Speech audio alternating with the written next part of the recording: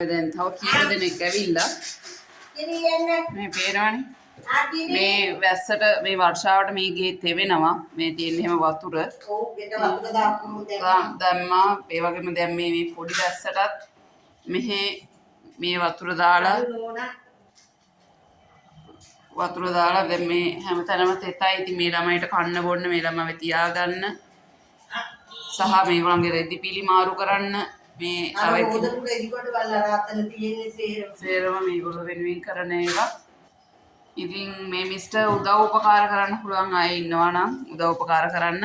අපි අහමු මේ මිස්ටර්ත් මොනවද මේ මිස්ගේ නම ඉන්දිකා රාජපක්ෂ. අපි අහලා බලමු මොනවද විස්තර කියලා. අව කී දෙනෙක් විතර ඉන්නවද ඇටි මෙයාලගේ? උන්සොම ඉන්නවා 25ක් විතර. බල්ලෝ ඉතින් 8ක් ඉන්නවා. කණ්ඩ දෙන එක මේ ඔක්කොම පාරෙන් ගෙන ආපුවද?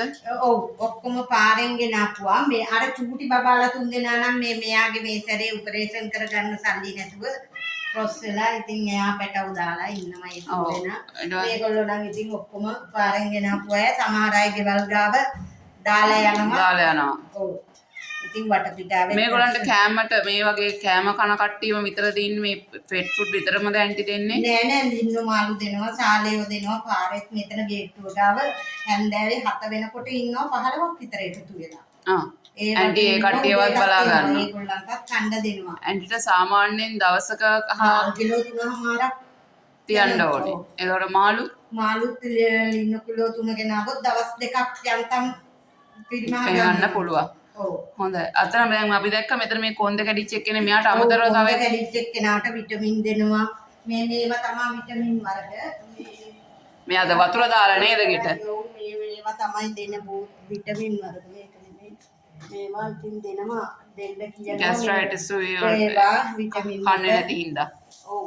තව මේක දෙනවා අනිවාර්යෙන් මේක දෙන්න කිව්වා කැල්සියම් එකක් ඒක. ඉතින් මේවා හරි ගණන් ඉතින් කරගෙන යන්න අමාරුයි. ඉතින් මේගොල්ලන්ට දැන් පණු බෙහෙත් දෙන්න ඕනේ, බෙහෙත් විදින්න ඕනේ. ඔව්. ඒවත් ඉතින් කරගෙන මේ ඉන්නේ මේ කොන්ද කැඩිච්ච එක්කෙනා මෙයාව පොඩ්ඩක් අරගෙන පෙන්නන්නෝ කට්ටියට හිතා ගන්න බැරුව ඇති තාම කූඩුවක නේ. එන්න පුතේ එන්න අම්මා එන්න. යන්න බෑ. එයාට ඇවිදින්නම බෑ. පැටවුත් එක්ක තමයි පාරෙන් ගෙනාවේ පණුව ගහලා පැටවු ටික මැරුණා.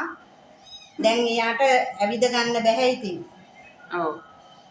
එතකොට මේවට රෙදි අනම්මනම් දාන්න. මේ රෙදි දාන්න නැතුව තියන්න බෑ. මොකද මෙයා එළිය තියන්න බෑ. ඔව්. ඉතින් ගෙයි තමා තැනක අර කුස්සිය මෙතන රෙදි දාලා ඒක තියන් ඉන්නවා.